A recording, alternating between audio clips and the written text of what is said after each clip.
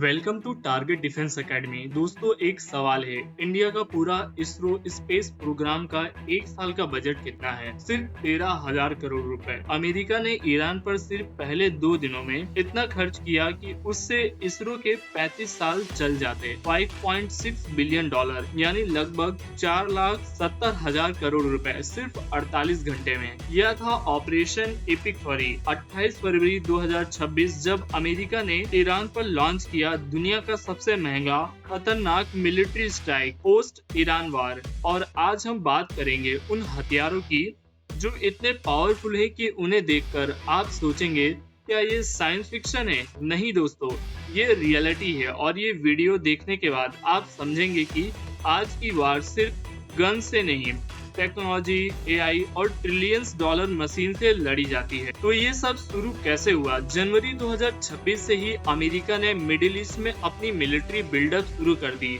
2 aircraft carrier USS Abraham Lincoln और USS Gerald R4 deploy किए गए और इनके साथ 12 से ज्यादा वारशिप्स भी भेजे गए। अब सोचिए, सिर्फ एक एयरक्राफ्ट कैरियर की कीमत होती है लगभग 90,000 करोड़ रुपए, यानी इंडिया के पूरे रेल बजट से भी ज्यादा।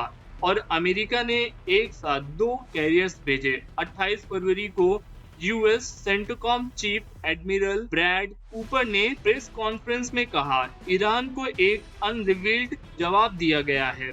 1,000 से ज्यादा टारगेट्स सिर्फ 24 घंटे में। अब सवाल ये है, कौन से हथियार थे जो इतनी तबाही मचा सकते थे? चलिए शुरू करते हैं सबसे ऊपर से, यानी आसमान से। तो इसकी बात करते हैं तो पहला जवाब है B-2 स्प्लिट स्टेल्थ बॉम्बर। ये एक ऐसा प्लेन है जो रडार नजर ही नहीं आता है। एक B-2 की कीमत की बात करें तो 2.1 बिलियन यानी लगभग 1,73,000 करोड़ रुपए है। सोचो, इंडिया ने अपना पहला एयरक्राफ्ट कैरियर INS विक्रांत बनाने में 20,000 करोड़ रुपए लगाए और एक B-2 उनसे 8 गुना महंगा है। लेकिन कीमत का मतलब क्या अगर काम न करे? B-2 ने ईरान के अंडरग्राउंड न्यूक्लियर बंकर्स पर ड्रॉप किए मैसिव ऑर्डिनेंस बॉम्ब, जिसका नाम है GBU-57 बॉम्ब्स, जो जमीन के 60 मीटर अंदर जाके ब्लास्ट करते हैं।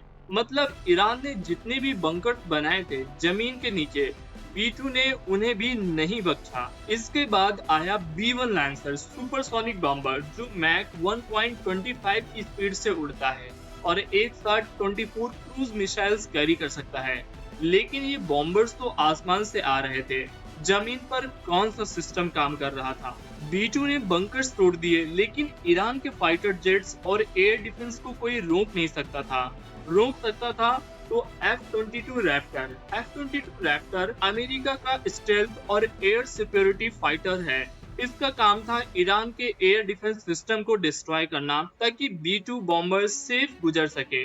और फिर आया F-35 लाइटनिंग सेकेंड, दुनिया का सबसे एडवांस मल्टी रोल फाइटर। एक F-35 की कीमत 80 मिलियन डॉलर यानी लगभग 6,700 करोड़ रुपए है। एक F-35 की कीमत में इंडिया 5 एडवांस हॉस्पिटल बना सकता है। दोस्तों, इजरायली एयरफोर्स के F-35-1 ने तो इस ऑपरेशन में एक ईरानियन वार प्लेन को भी शूट डाउन किया।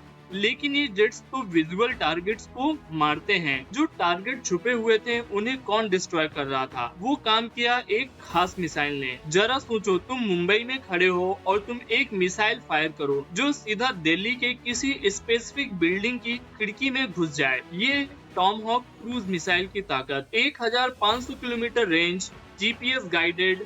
एक टॉमहॉक की कीमत की बात करें तो 1.5 मिलियन। ईरान पर सैकड़ों टॉमहॉक फायर किए और खुद सेंटकॉम ने वीडियो रिलीज की।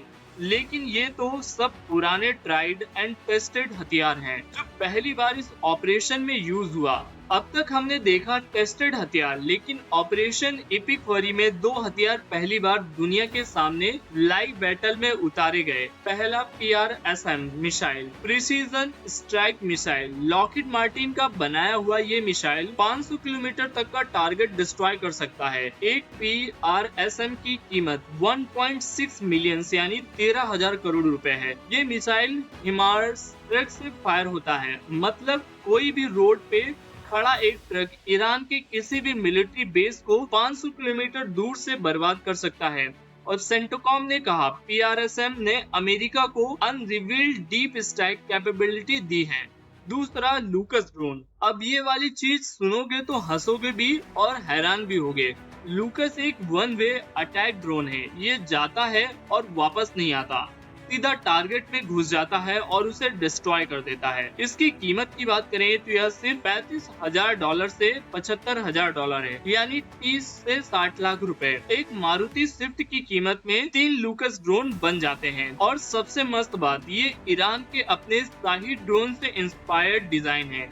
सेंटोकॉम चीफ ने खुद माना, हमने ईरान की डिजाइन ली है, अमेरिका में बेटर बनाया और वापस ईरान पे ही चलाया। लेकिन ये ड्रोन्स और मिसाइल तो जमीन और हवा का टारगेट के लिए थे। ईरान के वारशिप्स का क्या हुआ, उसकी कहानी है अगले सेगमेंट में। MQ-9 रीपर ड्रोन 27 घंटे लगातार उड़ता रहता है और कोई पायलट नहीं, remotely control Hellfire missile carry करता है। ट्रंप ने एक प्रेस कॉन्फ्रेंस में कहा, जब भी कोई ईरानी मिसाइल लॉन्च प्लेटफॉर्म दिखता है 4 मिनट में डिस्ट्रॉय हो जाता है।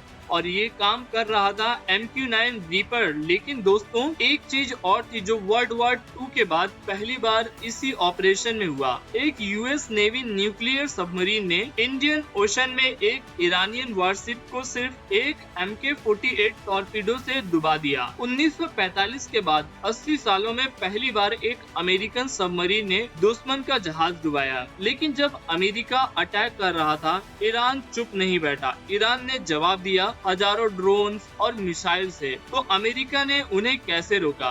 ईरान ने US बेसिस पर फायर किए बैलिस्टिक मिसाइल, क्रूज मिसाइल, शाही ड्रोन, सब कुछ। अमेरिका का डिफेंस सिस्टम रेडी था।